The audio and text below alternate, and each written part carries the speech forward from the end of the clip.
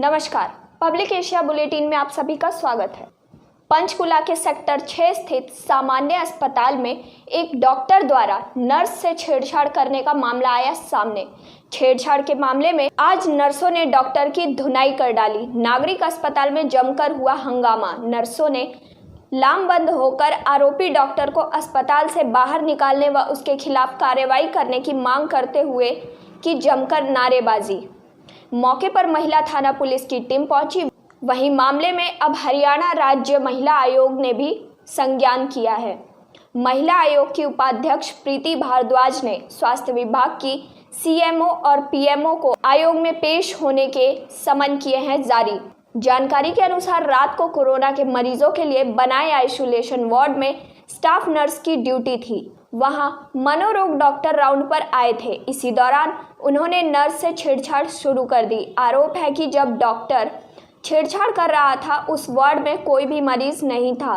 Staff nurse ने doctor पर शराब के नशे में धुत होने का आरोप लगाया है।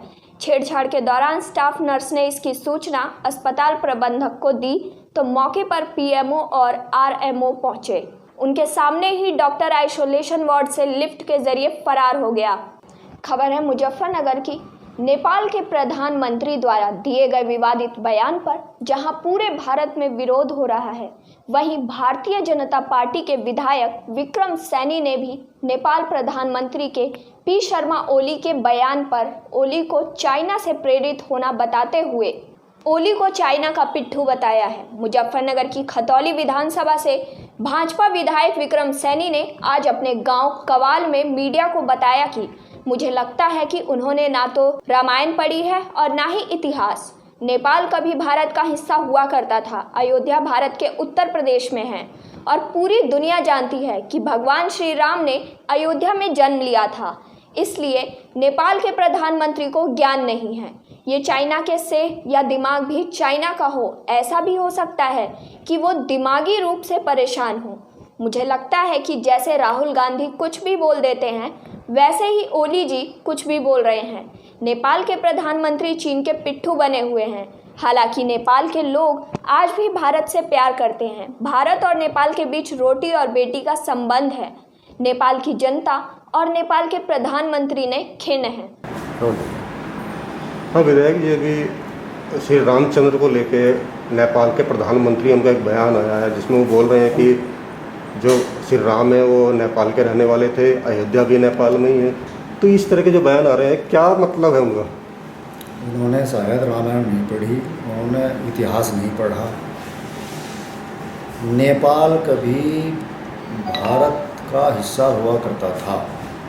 नेपाली भारत का हिस्सा था। अयोध्या भारत में है, उत्तर प्रदेश में है और पूरी दुनिया जानती है कि भगवान रामचंद्र जी ने अयोध्या में जन्म लिया था। तो उनका यह बयान गलत है। तो कहीं ना कहीं चाइना की सह पर इस तरह के बयान तो नहीं आ रहे? चाइना की सह भी हो सकती है और दिमाग भी ऐसा हो सकता है कि दिमागी रूप से परेशान हो। और मुझे तो ऐसा लगता है कि जैसे हमारे देश के राहुल गांधी कुछ ही उटपटांग बोल देते हैं, वैसे ही ओली जी बोल रहे हैं नेपाल के प्रधानमंत्री। तो उनको पता नहीं। राहुल जी भी कहते हैं कि चीन ने ज़मीन हथिया ली, जबकि देश के प्रधानमंत्री नरेंद्र मोदी जी को कह रहे हैं कि 1 इंच भूमि पर चीन का कब्जा नहीं है।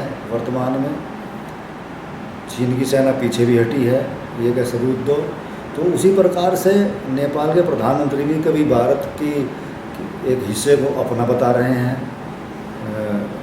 उन्होंने अपनी संसद में प्रस्ताव भी पास कर लिया। तो ये सब उटपटांग गलत बात है। चीन का भी सह हो सकती है, चीन के पिट्ठू बन रहे हैं, जबकि नेपाल की भारत की मित्रता जग हाजिर है। नेपाल के लोग भारत से प्यार करते हैं, भारत के लोग नेपाल से प्यार करते हैं। रोटी बेटी का संबंध है भारत और नेपाल में। तो वहाँ की जनता इस वर्तमान प्रधानमंत्री जो नेपाल के हैं उनसे खिन्न है, ऐसा प्रतीत होता है। हम टीवी पर देखते रहते हैं। और मेरे मित्र नेपाल गए थे कुछ काम, तो वो कह रहे थे कि ओली जी से पूरी नेपाल की जनता खिन्न है, परेशान है। और उनकी पार्टी में भी विद्रोह हो गया है उनको लेकर। ठीक है जी। एक उसका श्याना पुलिस की बदमाशों से हुई मुठभेड़, गोली लगने से बदमाश हुए घायल। बुलंदशहर पुलिस और बदमाशों के बीच मुठभेड़, 25,000 का इनामी शाहनवाज कुरैशी समेत 2 बदमाश गिरफ्तार। मुठभेड़ के दौरान गोली लगने से घायल हुए 25,000 का इनामी शाहनवाज कुरैशी। घायल बदमाश को इलाज के लिए कराया गया अस्पताल में भर्ती। गिरफ्तार शाहनवाज पर 11 और विनोद पर 3 मुकदमे दर्ज हैं। बुलंदशहर, मेरठ और अमरोहा समेत कई जनपदों में दर्ज हैं। इन बदमाशों के पास से एक तमंचा, 2 खोखे, 2 बाइक और एक चाकू बरामद हुआ है। बुलंदशहर श्याना कोतवाली के सिंभावली बॉर्डर पर रजापुर पुलिया के पास हुई मुठभेड़। इसी मौके पर सीओ श्याना मनीष कुमार यादव ने घटनास्थल का दौरा किया। वहीं एटा जनपद के थाना क्षेत्र सटीक के गांव शेखुपुरा में पीड़ित परिवार विनीता जोशी ने आत्महत्या करने की दी धमकी। गांव के ही दबंगों पर लगाया अपनी जमीन पर जबरन कब्जा करने का आरोप। दबंगों द्वारा दी जा रही है पीड़ित परिवार को जान से मार देने की धमकी। वहीं पुलिस पर कार्रवाई ना करने और पीड़िता की बात ना सुनने का लगाया आरोप। पीड़िता परिवार अपनी जान की रक्षा के लिए भटक रहा है दर दर। मेरी यही अपील है कि मेरी मदद की जाए। संजय से यादव फौजी है और भानु यादव वो सीले से यादव फौजी है और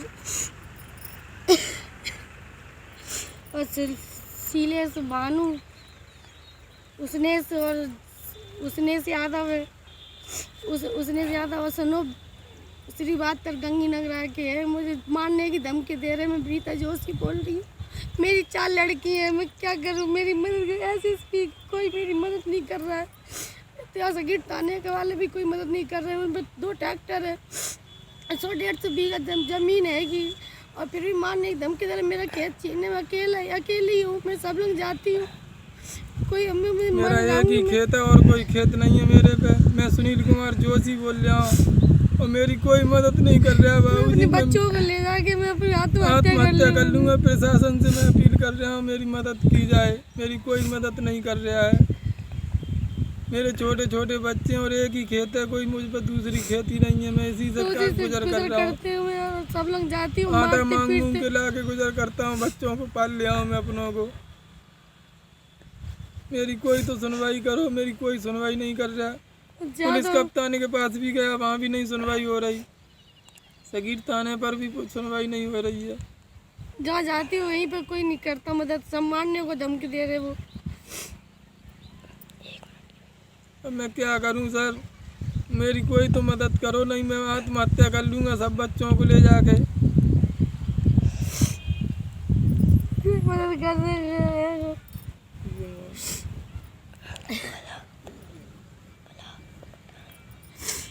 मारने की धमकी देते सब। मैं चाचा लड़की को लेके कहाँ जाऊँ?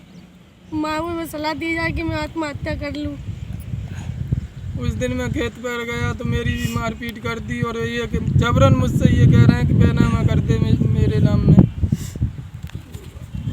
देश और दुनिया की तमाम बड़ी खबरों के लिए बने रहिए पब्लिक एशिया न्यूज़ के साथ।